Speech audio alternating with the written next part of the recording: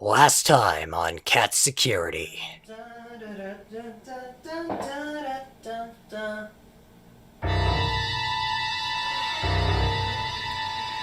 Oh, Florb! This time on Cat Security.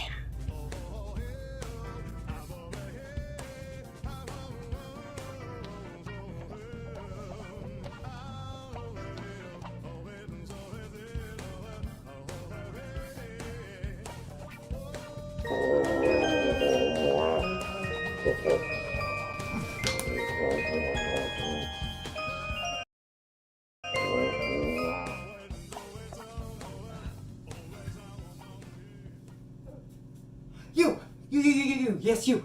Yeah. Listen. I've been stuck in this world for I don't even know how long, and it is driving me mental. They can disable free will at the hit of a button. I need to get out of here and fast. The Sims is a series that really doesn't need any explanation. It first debuted in 2000 and was developed by Electronic Arts, and the series to this day is going, somewhat strongly, with an addictive gameplay loop that lets you do whatever you want to do and be whoever you want to be. Within certain parameters, of course. You can't kill, you can't break any bones, you might not have the job you want, and you can't be non-binary. Yet. There's just one problem. Right now, I'm having guests over. And the first thing they like to do is barge into my room and start playing on my computer. So what do I do if I want to play a game that was made for PC, but I currently don't have one that I can use in my possession? The answer is console ports. Console ports before the 8th generation were truly something to behold. Nowadays, games on one system can offer an experience that's close to what you'd get on another, but the further back in generations you go, the higher chance that a game on one console could be entirely different on another. This is where The Sims comes in. With this bad boy being the #1 highest selling PC game for 3 consecutive years, it was inevitable that console players would want a taste of this sweet action. Over the years, this spawned numerous different versions of The Sims console ports, ranging from The Sims 3, The Sims 4, The Sims Bustin' Out, The Sims 2, The Sims 2, The Sims 2, The Sims 2, The Sims 2 Pets, The Sims 3 Pets, and plenty more. But that just leaves me with a question. Are these ports actually decent? Well, today I have with me the PS2 version of the game, and we're gonna see if it can hold a plumb bob to the PC counterpart. You know, it's funny. I haven't actually booted this game up in over a decade. Well, hopefully it's still good, because my life may very well depend on it. Well, here goes nothing. That sound really takes me back. Anyways, after a brief loading screen, we're brought to the main menu with the following options: Get a Life, Options, Credits, and if you've unlocked it, Play The Sims. By selecting this option that's disguised as a form of mockery, we're allowed to create our sim and go through the story mode. If I recall correctly, the story mode to this game isn't half bad, and you need to complete it if you want to unlock all the content that this game has to offer. I'm sure it'll be a fun time to revisit everything, but for now, let's just create a sim and see what deep Sims lore that this mode may be hiding. The create a sim in this game is actually pretty robust when compared to the PC version. The detached sim application on PC still outshines it in many ways, but I feel like the Sims here not only look better, as long as you don't look into their cold dead eyes, but there is way more that you can play around with. Eye color, hair color, pants, shirt, clothing colors. It seems primitive now, but these options blow the base PC game right out of the water. Some weirder aspects of the old sim creators are still here, however, like the personalities being tied to astrological signs. Look at me, I'm a Gemini. After a while of fooling around with the creator, I made this punk girl named Ramon Bob, and after preventing a home invasion, I think we're ready to set off on our quest to get a life.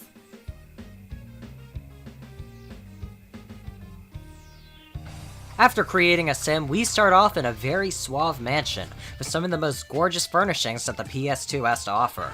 Despite having no prior work experience, no skills, and presumably no education, Ramon seems to have it good in life, and it's just about to get better. What a hunk. Anyway, after doing things that you do with a hottie in an even hotter tub, we're rudely awakened by her mom and thrown into the first level of the game, Mom's House. The goals of this level are simple enough. Your mom wants you to become a functioning human being so that you have a job and can leave the house. I actually suspect that my parents want me to play this level, but in real life. This level essentially acts as a tutorial for The Sims, teaching you valuable lessons like you should probably learn how to cook or repair a TV before you set off to do it.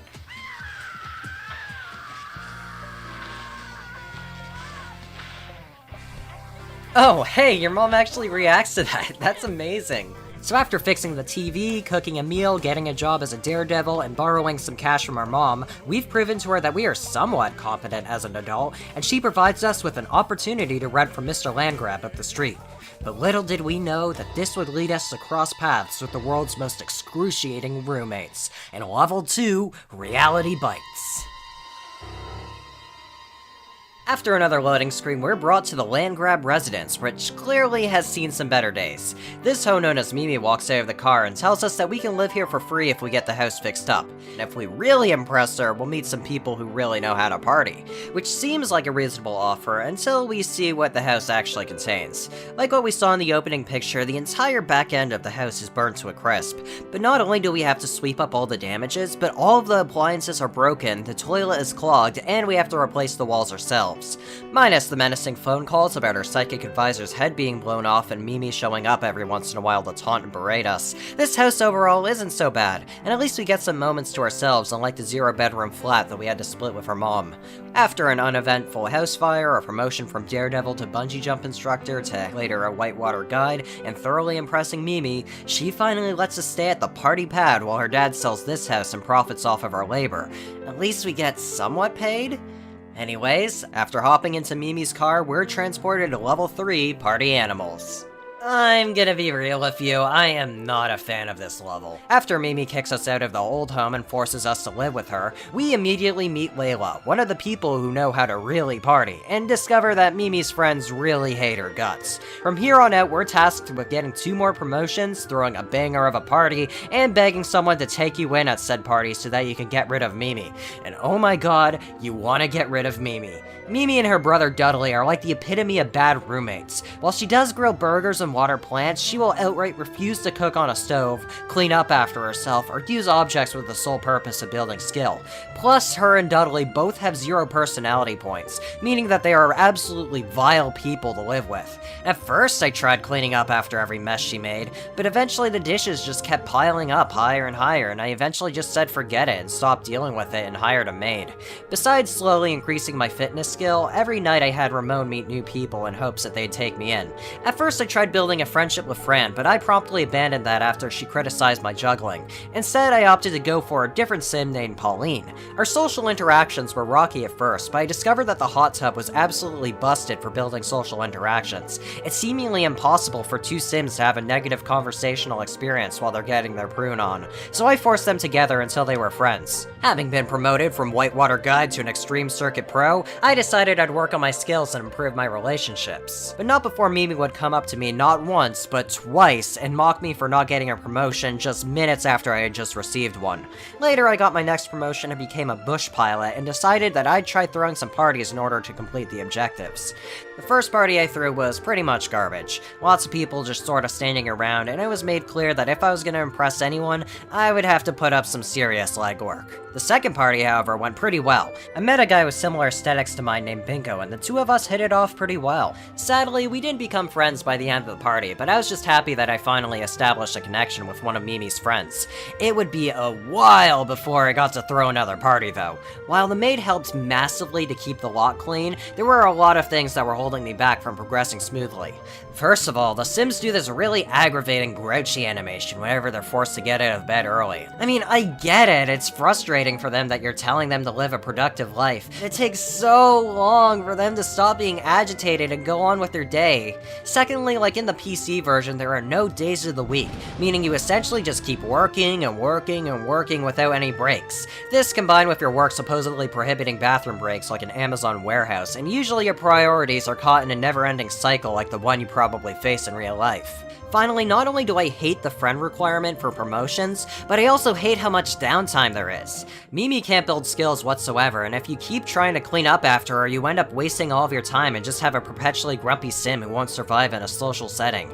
The thing that ended up saving me in the end was the aroma machine, which in all honesty is ludicrously overpowered. The different aromas that the machine provides increase different stats. Peppermint and juniper give you better comfort, rosemary and peppermint increase the room need, but the most broken ones by far are the juniper and rosemary scent, which increases energy, and the lavender and marjoram scent, which increases fun. Just pop one of these bad boys on at night, and you'll either be waking up sooner or have your fun maxed out by the time you wake up, just as long as it doesn't break.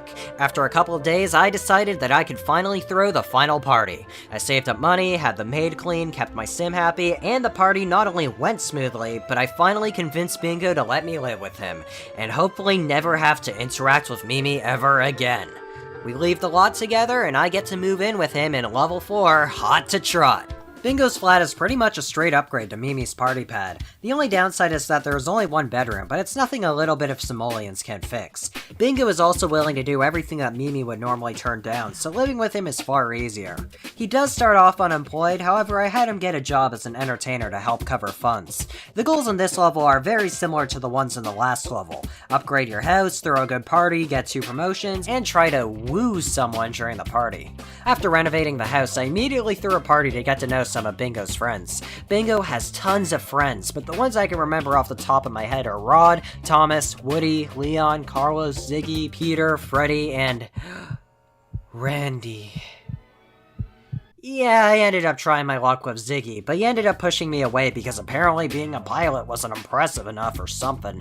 I don't really think my wages should really affect how a person views me, but then again, this is 50s-esque suburbia, anything can happen really. I also invited Pauline to try my luck with her, but unfortunately Ramon is 100% canonically straight in this series of events. After a couple days had gone by, my roomie Bingo was pretty successful in his career, but unfortunately Ramon's progress remained stagnant as I slowly built up the skills I needed. To keep my mind off the constant grind, I invited Ziggy over to get to know him better. Listen, if I'm gonna try to woo anyone, it's gonna be the dude with the purple flannel pants. After getting a promotion from pilot to mountain climber, I threw another party to see if I could score with Ziggy, but he still wasn't impressed. I was able to flirt with him successfully, and we were technically dating according to the relationships panel, but now the reason was because we barely know each other. Like, dude, you've been to 2 of my parties, hung out with me privately, and flirted with me, and you still don't know me? After numerous awkward encounters, I passed out in the garden like a champ and decided that I'd continue to work on my career before trying my luck again. However, on my first day as a mountain climber, I ended up getting into a serious accident, which ended up costing my sim 2 entire body points. It takes so long to build that up, and the game just decided to throw away all my effort. So I made a decision. If the game wanted to throw away all my skill points, I decided I'd throw away this timeline and save scum to a previous point. No more accidents, no more passing out in the garden, no more awkwardly hitting on Ziggy, no more promotion to a mountain climber. A fresh start. In this timeline, I purely focused on building skill so that I could prevent another accident from occurring. I boosted my mechanical skill and charisma, and after regaining my promotion, I worked on boosting my creativity. And in this timeline, when I left for work, I made sure that Ramon was slightly happier than the last timeline. Luckily, by taking these precautions, I was able to dodge my way around the accident and continue to work on spicing myself up for the job, spicing up Bingo and Ramon's looks, and spicing up my relationships. After getting a promotion from mountain climber to, photojournalist, I felt confident that I could woo Ziggy, and I threw another party, and... Yes! Yes! I'm about to bust. I scored, baby! Wait, what? What? What? It's so loud in here! What did you say? What? You want to get married? Well, okay, I do. Why are we getting married? We just... No! Oh my god, a limo! Welcome home, you brought a 650 home! We're getting married in the middle of a party, there's Randy. Oh my god. There's Bingo. Oh yeah, clap. This is normal behavior.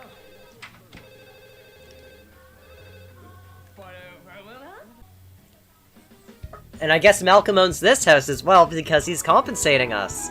After a very sudden marriage, Mom sets us up with a house that we can live in, and although it is unrenovated, we have more than enough simoleons and leftover furniture to make it work. And after giving my husband a smooch to congratulate us on getting the new house, I accidentally created a baby. Whoops. I figured that a raging punk like Ramon would probably want an androgynous name for their kid, so I settled on Morgan. Our goals this time are to get promoted to career level 8, upgrade our home, take care of the baby, and have 2 kids and presumably live in a perfect suburbia with our perfect nuclear family until we die. After spending roughly 15 minutes renovating the entire house, it was time for me to settle in with the family and... Oh no, that is not a great sound. People often say that Baby Mario's the most annoying baby in gaming, but oh my god, this puts Baby Mario to shame, and it is probably the best abstinence PSA you can give to a kid. Hey girl, what's up? You wanna have some woo-hoo?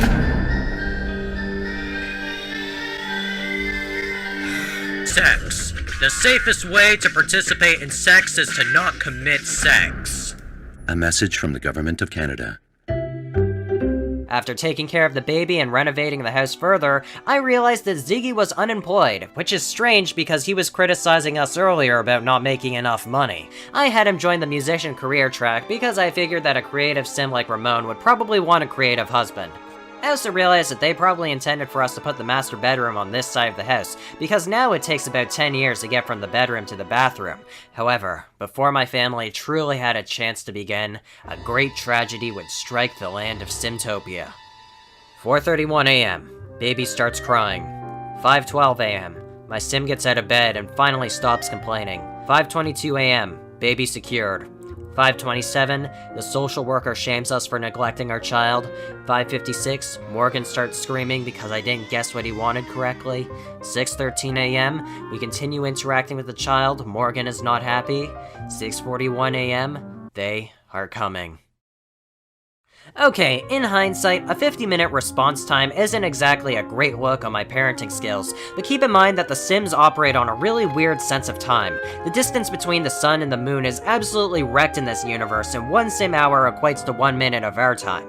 I have no idea what we were doing wrong, but the fact that the social worker just comes into my house and yanks the child out of my hands when I was trying to help it kind of aggravates me. So I save-scumped. No more renovations, no more Morgan, a fresh start.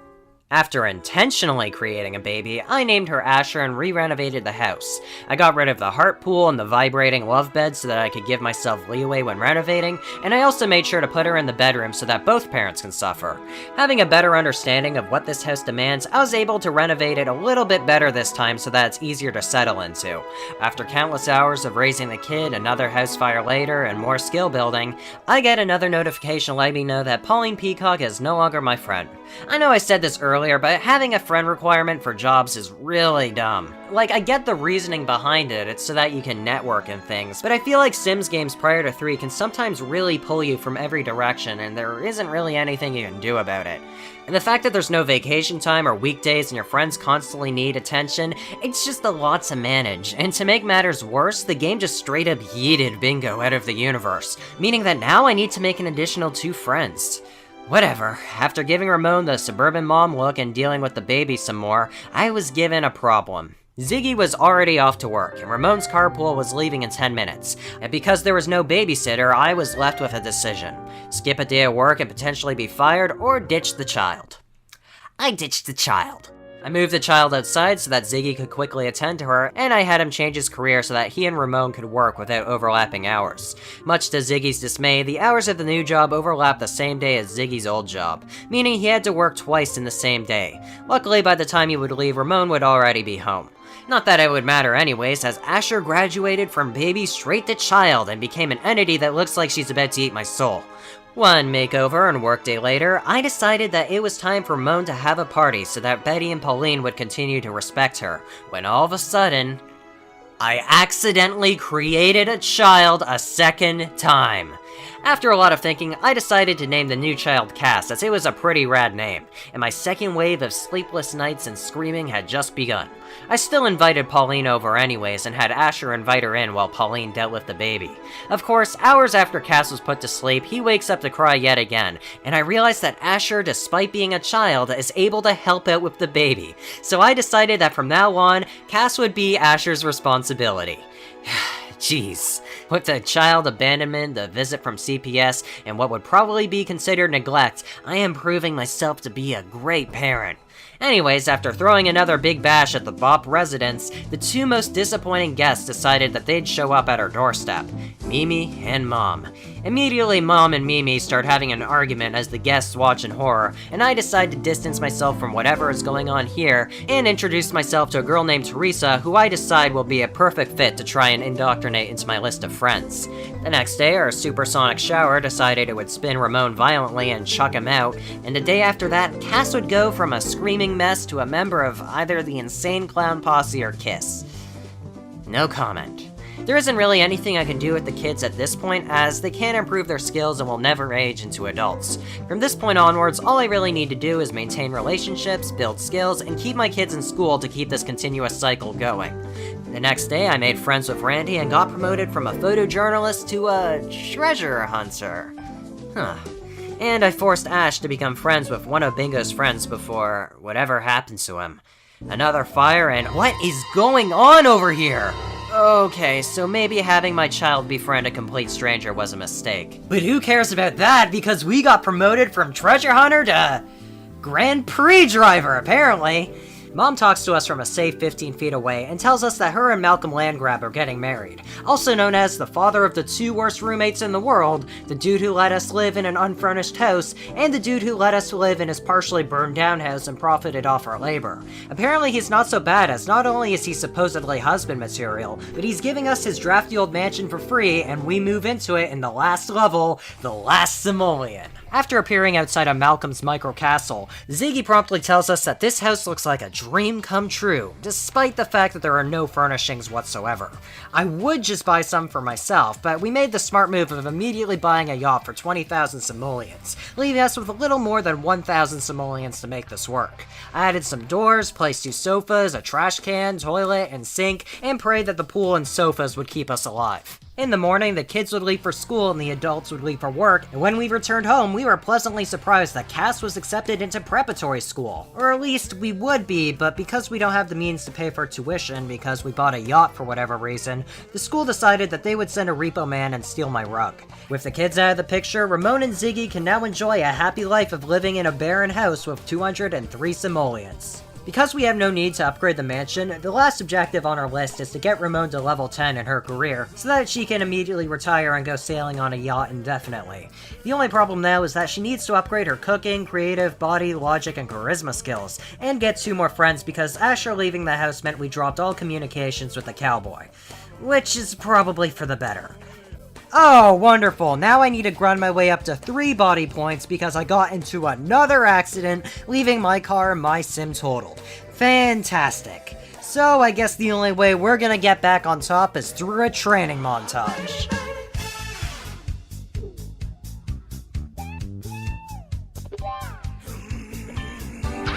Jumping jacks! Jumping jacks! Jumping jacks! Send in the fire department because this party is way too hot. Can't outrun my problems forever.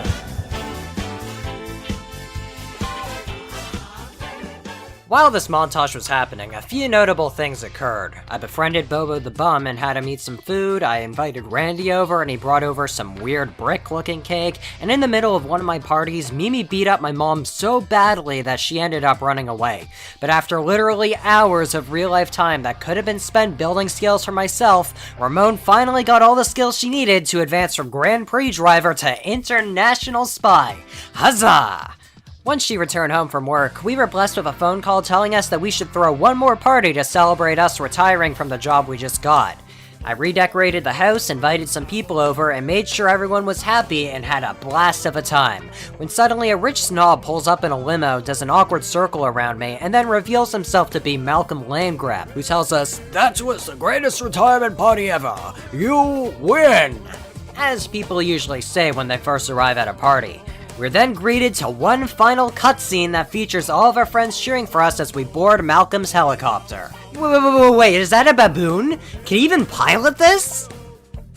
Well, apparently he can in the end because he makes it all the way to the yacht. And with our Sims safely on the boat, it sails away into the sunset, concluding the story of The Sims 1. Overall, I think the campaign was a pretty decent experience, but it kinda slogged on as I played through it. Then again, I don't think they expected anyone to play it for 13 hours straight over the course of 3 days. If you played it at a more reasonable pace, then I could 100% see this being a worthwhile experience. There's just something so lovable about this version of The Sims, and enough differences to make it stand out from the PC version. I definitely enjoyed my time with it, and if you're a fan of the original Sims, then it may be something that's worth looking into. But that's not all, because we have the standard Sims experience bundled in with this game called The Sims. Who would have thought? This game mode is essentially the same as, well, The Sims, albeit with fewer lots and on a slightly smaller scale. You can't build two-story homes like in the PC version, and you have a limit to how many items you can place and how many walls you can build. You still have that classic Sims flair, however, and a handful of items are exclusive to this version of the game. I sadly didn't get the chance to grow up with the PC version, but I believe that some of the console-exclusive furniture includes the aroma machine, a monkey butler, the bug zapper, sprinkler, artist block, tree swing, and many more. There is also plenty of content from the Sims House Party expansion, however content after that seems to be absent to my knowledge. Anyways, after hopping into the game, we can name the default neighborhood to whatever we like. I've always gone with the classic name Dixon from middle school, mostly because it has the name Dick in it, which is obviously an allusion to Dick Gumshoe and nothing else. It seems like you can also have multiple neighborhoods, assuming you have enough space on your memory card. Before we check out the Create a Sim a little bit more, let's see what the starting families of this neighborhood are. Firstly, we have the iconic newbies. Bob and Betty are pretty much staple parts of the Sims series, but strangely enough, they aren't even friends or in a relationship, despite the fact that both of them share a one-bedroom house together. Next up on the block is the iconic Goth family. This family is also a staple of the Sims series, and in this version of the game, they trade off their mansion for a sizable house that still has a graveyard in the back. And finally, you also have the roomies who split a vacant house together. And how could I forget the Sims that are in the family bin, which includes Michael Batchelor, who presumably is the same Michael Batchelor as Bella's brother, and the Pleasant family, who are lesser-known staples of the Sims series. I made my own family, however, featuring an older version of Asher Bop, who now goes by a much more mature-sounding Ash. I also paired her up with another Sim named Lacey, who is totally just her friend/roommate and totally not a lover, and their adopted child named Chase. And after moving them onto an empty field, I promptly started to build a house. At this point, it's not too different from the gameplay of the PC version or Get a Life mode, so there isn't really much to talk about. Unlike future games where the game is constantly evolving and changing, the first Sims game is mostly stagnant, being essentially a sitcom simulator where nothing changes the status quo. Sure, Sims can die in a fire and you can lose your job, but without aging or a sense of progression besides upgrading your home and skills, it can get pretty stale very fast. Despite that, however, this game is still ludicrously solid, and it makes sense because this is the foundation of the Sims series. But you definitely get the sense that it is just a foundation. I have yet to experience the full PC version, but compared to future entries, it definitely doesn't have as much content. But don't be fooled by that, because it doesn't take away from how magical this game is. The soundtrack, the Simlish, the HUD, the world, the interactions, the art style, the dated furniture, they all harmonize to create a really immersive environment that feels like you're stepping straight into a 1950s sitcom. I will forever adore the feeling that this game has, and I have a lot of fun, yet occasionally traumatizing memories associated with it. If you want a good time on the PS2, GameCube, or Xbox, then you can do a lot worse than this. But once again, that's not all, because there is way more to this game that initially meets the eye.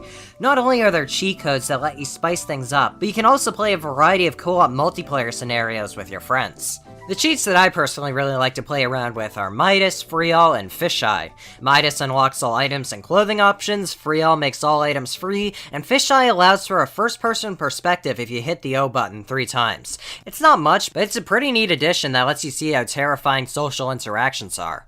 The last thing that I'm going to briefly talk about today is the multiplayer mode, which I played a couple of times growing up, but not a lot of people wanted to play it with me. But by playing through the Get a Life mode, you unlock a ton of game modes that offer different scenarios. You even get to see what some of the service NPCs are up to when they're not on the job. Sadly, I can't really play these right now as my current situation is pretty dire, but hopefully someday I can revisit these modes and get my proper thoughts on them.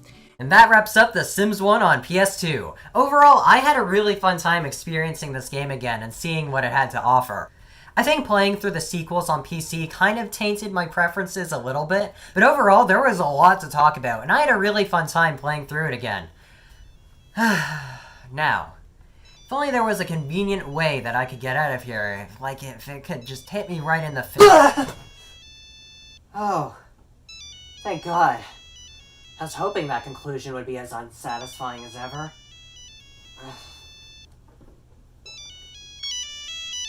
Ah, crap, it's Mom. Hello? Listen up. I want you to learn how to cook, how to repair a TV, and move out of the house. Yeah, and how am I supposed to do that? I left you a little something that might help. No. You listen to me, buddy, okay? Because having a hint at one video and another video just sets me up to work on one project, and it really disrupts my creative flow. So how about this? How about I play whatever I feel like? You want to play whatever you feel like? Yeah. But, like, you kind of just set this up right now. Look, buddy, I don't even care, alright? Forget it. Until next time.